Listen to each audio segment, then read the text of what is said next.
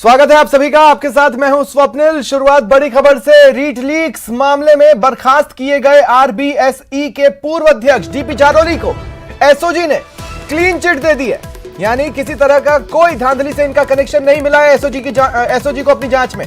SOG ने high court में 40 पन्नों की रिपोर्ट पेश की है। एसओजी ने हाईकोर्ट में बताया कि उन्होंने जारोली समेत बोर्ड के अन्य अधिकारियों से पूछताछ की थी, लेकिन किसी के खिलाफ भी मामला नहीं बनता। इस पर कोर्ट ने एसओजी की रिपोर्ट को स्वीकार करते हुए आगे से जांच की मॉनिटरिंग करने से मना कर दिया। एसओजी रीट मामले के 71 आरोपियों में से 65 आरोपियों के खिलाफ चालान पेश कर चुकी है। अब इस मामले में फाइनल सुनवाई 25 जुलाई को होगी। तो ये बड़ी खबर आपको बता रहे हैं इस वक्त की। रीट लीक्स मामले में आरबीएसई के पूर्व अध्यक्ष डीपी जारोली को बर्खास्त तब किया गया था। एसओजी ने उन्हें रीट लीक्स मामले में क्लीन चिट दे दी है। एसओजी ने हाईकोर्ट में 40 पन्नों की अपनी रिपोर्ट पेश की। इसमें एसओजी ने हाईकोर्ट को बताया कि जारोली समेत सभी से पूछताछ की थी, लेकिन मामला ही नहीं बन रहा है। चलिए अब आपको बताते हैं कि आखिर कौन है डीपी जारोली। देखिए, माध्यमिक शिक्षा बोर्ड के वो पूर्व अध्यक्ष हैं, चूंकि उन्हें बर्खास्त कर दिया गया था। रीट पेपर लीक मामले में उन पर गाजगिरी थी। उस वक्त जारोली को पद से बर्खास्त कर दिया गया था।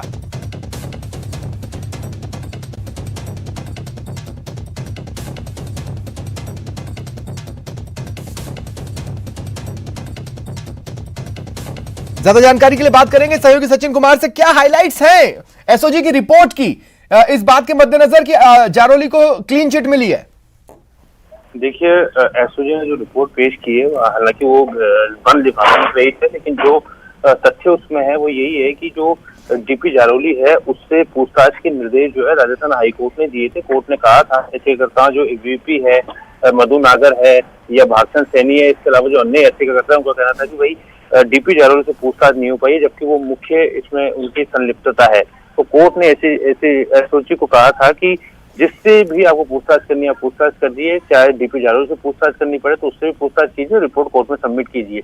आज जो रिपोर्ट सबमिट हुई है उसके बाद ये एसओजी ने साफ कर दिया है कि हमने पूछताछ की और हमने पूछताछ नोट भी कोर्ट के सामने सबमिट किया है कि उनसे क्या क्या सवाल पूछे गए, इंट्रोगेशन में उनसे क्या सवाल किए गए, क्या उनके जवाब थे, वो तमाम वो पूछताछ नोट हमने कोर्ट में सबमिट कर दिया है। कहीं भी डीपी जारोली और इसके अलावा जो बोर्ड के सचिव हैं या बोर्ड के जो अन्य अधिकारी, उनसे भी हमने पूछताछ की है, तो कहीं भी मामला ऐसा बनता हुआ नहीं दिखाई देता कि इन लोगों की मिलीभगत थी इस पूरे मामले को, प्रकरण को लेकर।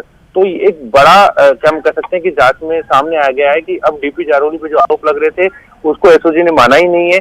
और अब डीपी जारोली पहले भी हालांकि इस मामले में आरोपी नहीं बनाए गए थे, लेकिन कोर्ट के आदेश के बाद उनसे पूछताछ हुई और अगर पूछताछ में एसओजी को कुछ मिलता तो उनको आरोपी बनाया जाता। तो डीपी जारोली के लिए बहुत बड़ी राहत की खबर है।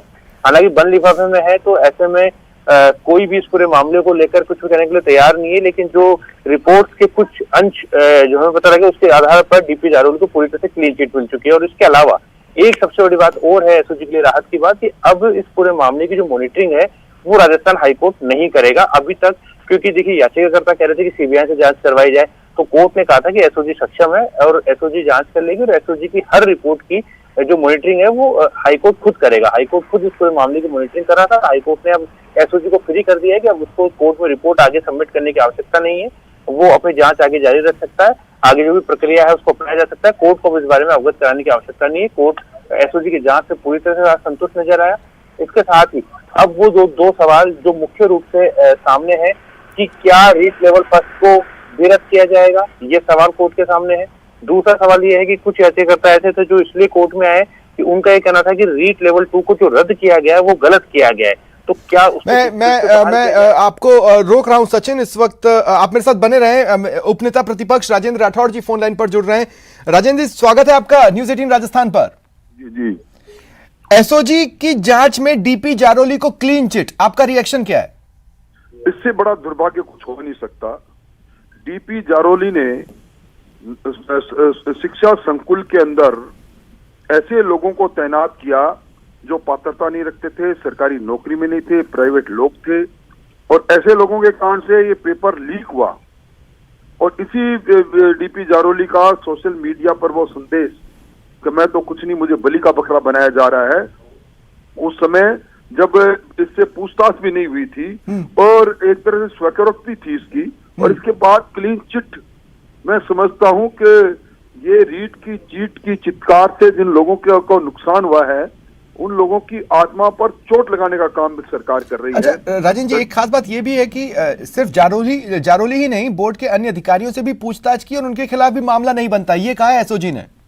देखिए, जब जारोली के माध्यम से तार मंत्री महोदय के पास पहुंच रहे थे, तकनीकी शिक्षा मंत्री से बच नहीं सकते, क्योंकि उनके वो जो study circle, Rajiv Gandhi study circle उन्होंने बना रखा था, उसके किरदार सारे इसमें थे। अब उन सबको बचाना था, इसके लिए पहली पायदान पर डीपी जारोली थे, उनको बचाने का काम एसओजी ने किया। इसका ये काम मैं समझता हूँ पुलिस द्वारा एक तरह से अनैतिक कामों की श्रेणी में आएगा। कभी मौका आएगा तो हम इस फाइल को दिखवाएंगे, दोबारा दिखवाएंगे इसको। लेकिन राजेंद्र जी, एक बात तो ये भी है कि कोर्ट तो खुद जांच की मॉनिटरिंग कर रहा था ना?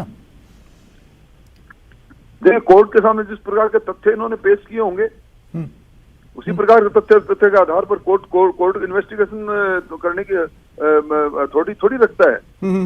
जांच के नाम पर इस प्रकार की लीपापोती इतने दिनों बाद क्यों? मैं एक प्रश्न ये है कि डीपी जारोली के दस्तखत से, हस्ताक्षर से शिक्षा संकुल में जिन लोगों को, प्रदीप पाराशर और दूसरे जिन लोगों को तैनात किया, जिन्होंने पेपर को लीक किया, ये प्रमाणित हो गया। अगर मैं किसी आदमी को तैनात करता हूं, किसी काम के लिए नियुक्त करता हूं और नियमों के विपरीत करता हूं, तो सख्त की सुई मुझे मेरी तक घूमे बिना रह नहीं सकती। राजेंद्र जी, कोर्ट के सामने जब ये रिपोर्ट पेश की गई, ये भी बताया गया कि डीपी जारोली से जब हमने पूछताछ की, क्या क्या सवाल पूछे, और फिर एसओजी ने जो कहा उसे हाईकोर्ट ने स्वीकार कर लिया। अब सवाल ये उठता है कि क्या आपको इन्हीं बातों का संदेह था, इसलिए सीबीआई जांच की मांग कर रहे थे आप? देखिए, ये निश्चित तौर पर हमें पहले लग रहा था घालमेल होगा। डीपी जारोली का सोशल मीडिया पर ये बात कैसे आई कि मुझे बलि का बकरा बनाया जा रहा है, उसकी जांच क्यों नहीं हुई? डीपी जारोली ने अपने अधिकारों से परे जाकर ऐसे लोगों की नियुक्ति क्यों कैसे कर दी शिक्षा संकुल में? ये बात क्यों नहीं है? राजीव गांधी स्टडी सर्किल, इनके तमाम पदाधिकारी पूरे राजस्थान के अंदर रीट की परीक्षा के साथ जुड़े क्यों? कई सवाल ऐसे हैं जो आज भी संदेह पैदा करते हैं। तो आपके हिसाब से एसओजी अपनी जांच को जिस दिशा में बढ़ा रही है, उसके विपरीत दिशा में कोई ऐसा शख्स है जिसे बचाने की कोशिश हो रही है? वो कौन हो सकता है आप लोगों के हिसाब से? सीधा आरोप है, तार सीधे मंत्रिमंडल में बैठे सदस्यों की ओर जा रहे हैं। अगर जांच सही हो जाती, और सरकार के खुद के अंग रहे एमएलए बोल चुके हैं, राजेंद्र भिदुड़ी ने जो बात कही वो यूं ही नहीं कही। सीबीआई जांच करती तो कई लोग अंदर होते हैं। ठीक है, शुक्रिया राजेंद्र जी हमारे साथ जुड़ने के लिए और तमाम बातचीत के लिए। सचिन, आप मेरे साथ रहे। मजिस्ट्रेट के समक्ष बयान हुआ तो एसओजी ने कोर्ट ने कहा कि इसकी कोई जरूरत नहीं है। कोर्ट ने एसओजी की रिपोर्ट को ऑन रिकॉर्ड ले लिया है। एसओजी ने बंद लिफाफे में अपनी रिपोर्ट पेश की। अभी तक 71 लोगों की गिरफ्तारी हुई है, उसमें से 65 लोगों के खिलाफ चार्जशीट हो चुका है। आज दिनांक 7 जुलाई के बाद कोर्ट जिस रीट प्रकरण की निगरानी कर रहा था, अब निगरानी नहीं करेगा। कोर्ट ने एसओजी से पूछ लिया कि इसमें और कोई आपको नेक्सस का लगता है, तो एसओजी ने साफ मना कर दिया है, इसमें और किसी का कोई नेक्सस नहीं है। एसओजी ने बोर्ड के अधिकारियों को क्लीन चिट दे दी। अब कोर्ट इसकी निगरानी नहीं करेगा। आगामी सुनवाई 25 जुलाई को होगी, जिसमें यह तय होगा कि क्या रीट लेवल 1 रद्द होगा या नहीं होगा, और रीट लेवल 2 जो सरकार ने रद्द कर दिया है, क्या वो वापस से बहाल होगा या नहीं होगा। तो आगामी सुनवाई में हमें देखना होगा। ईआरसीबी पर सियासी घमासान मचाए चिकित्सा मंत्री परसादी लाल मीणा के इस बीच बिगड़े बोल सामने आए। उन्होंने नाम तो नहीं लिया, लेकिन बीजेपी नेताओं को निकम्मा ठहराया। उन्होंने कहा, ईआरसीबी पर काम बंद करने का लेटर दे दिया, तुम्हारे बाप का राज है क्या? यहां कांग्रेस का राज है। उन्होंने आगे कहा, क्या हो आप काम बंद करने कराने वाले, किसी कीमत पर काम बंद नहीं होगा। माना जा रहा है परसादी लाल का यह बयान केंद्रीय जल शक्ति मंत्री गजेंद्र सिंह शेखावत पर निशाना है। परसादी लाल मीणा ने कहा, जब इस परियोजना का प्रस्ताव बनकर केंद्र में गया था तब भाजपा की सरकार थी, ऐसे में उस समय कहां थे मंत्री और ये विधायक? इनकी ड्यूटी नहीं थी क्या सभी बांधों को जुड़वाने की? उन्होंने कहा, इसका मतलब वे सभी निकम्मे थे।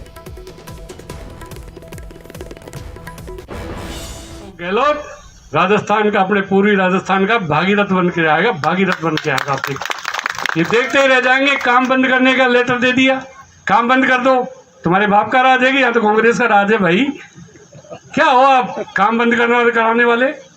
अशोक गहलोत में किसी कीमत पे काम बंद नहीं करूंगा।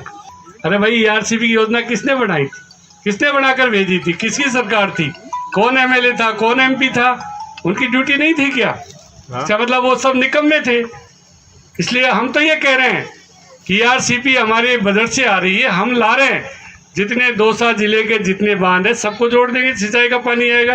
आरसीबी जोधपुर में बकरीद से पहले पुलिस अलर्ट है।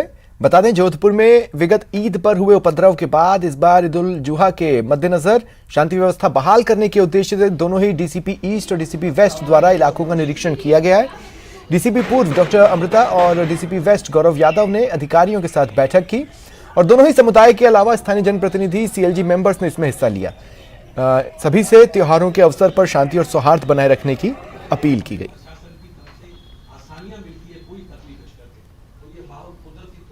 मीटिंग रखी जिसमें तमाम इमाम, मुफ्ती, काजी सब आए थे, पढ़ाए थे और सबसे अपील की है कि ये जो ईद का मौका है इसमें एहतियात बरती जाए, किसी भी तरह से कोई ऐसी बात सामने ना आए जिससे कि सांप्रदायिक सौहार्द बिगड़े और सब शांतिपूर्वक कानून व्यवस्था हमारी बनी रहे। जालोरी गेट एरिया है, इसकी संवेदनशीलता को देखते हुए और आगामी त्यौहार के सीजनों को देखते हुए जालोरी गेट के आसपास के जो भी क्षेत्र थे उनका भ्रमण किया गया, उनका निरीक्षण किया गया, उसके बारे में जानकारी जुटाई गई।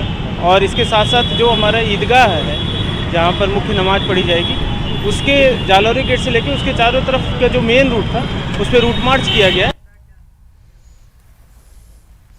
उदयपुर में अवैध रूप से चलाए जा रहे एग डोनर सेंटर पर आज चिकित्सा एवं स्वास्थ्य विभाग ने छापामार कार्रवाई की। अधिकारी डॉक्टर दिनेश खराड़ी ने क्लिनिक पर कार्रवाई कर मौके पर उपलब्ध दस्तावेज और अन्य कागजात जब्त किए। बता दें, एग डोनर सेंटर के रूप में क्लिनिक का संचालन किया जा रहा है, जहां आईवीएफ के लिए एग डोनेशन की क्रिया अवैध रूप से हो रही। साथ ही कार्य में 18 वर्ष से कम उम्र की बच्चियों को भी लिप्त किया जा रहा है।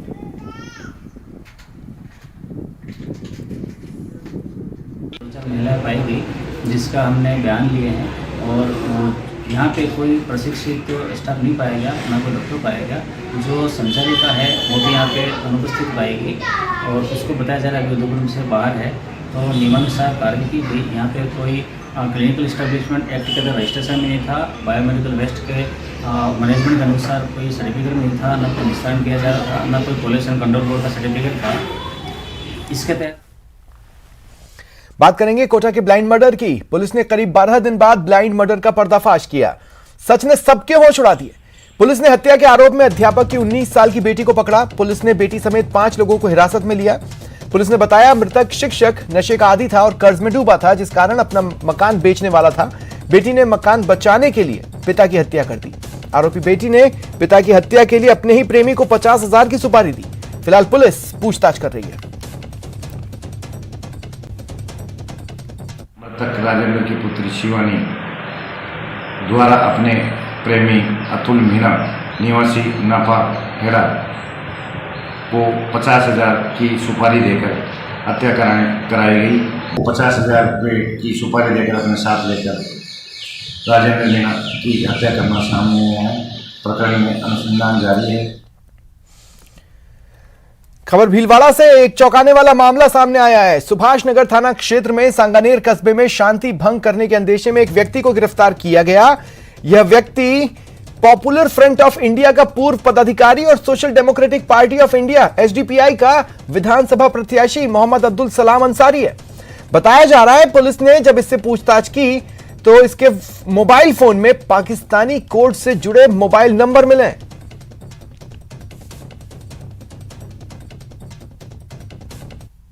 ये 2 दिन पहले रात्रि गश्त के दौरान जब पुलिस गश्त कर रही थी तो नाकाबंदी पॉइंट पे 5-7 लोग आ रहे थे। उसमें से एक आदमी को जब रोका गया तो उसने पुलिस से उस वक्त बहस शुरू कर दी।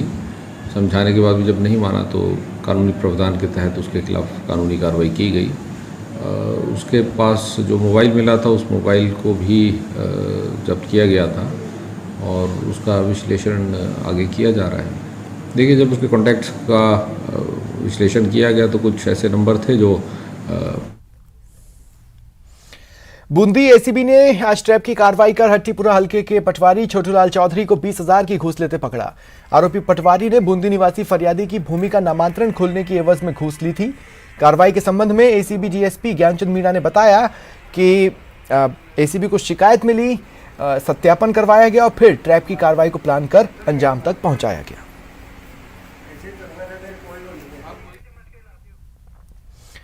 भरतपुर में एसीबी की टीम ने बड़ी कार्रवाई की। इस खबर को और विस्तार से बताएंगे कि आगे के बुलेटिन में। फिलहाल जयपुर से ये खबर है। महात्मा गांधी अस्पताल के प्लास्टिक सर्जन एवं नेत्र रोग विशेषज्ञों ने आंख की दुर्लभ बीमारी का कार्नियल न्यूरोटाइजेशन तथा टेम्पोरेलिस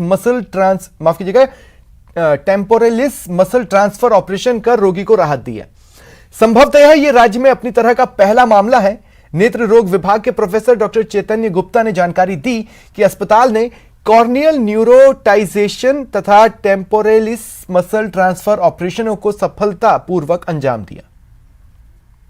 समय पहले हमारे पास एक मरीज आया जिसको आंखों में सुन्नपन और साथ में आंख बंद न होने की दोनों बीमारी एक साथ थी। इस तरह का ये केस है, करीब लाखों में 20 केसों में इस तरह की बीमारी पाई जाती है, जो कि किसी किसी में जन्मजात भी होती है। हमने इस मरीज को पूरा एवेल्यूएट किया तो हमें पता चला कि इसकी जो कॉर्निया है उसका सेंसेशंस बहुत कम है और साथ में फेशियल पाल्सी भी है। राजस्थान में या पूरे देश में इस तरह का ये पहला केस है और मरीज ऑपरेशन के बाद काफी हद तक ठीक हो गया। उसके कॉर्नियल सेंसेशन लौटने लगे और आंख पूरी तरह बंद कर पाने में मरीज समर्थ है। फिलहाल इतना ही। नमस्कार।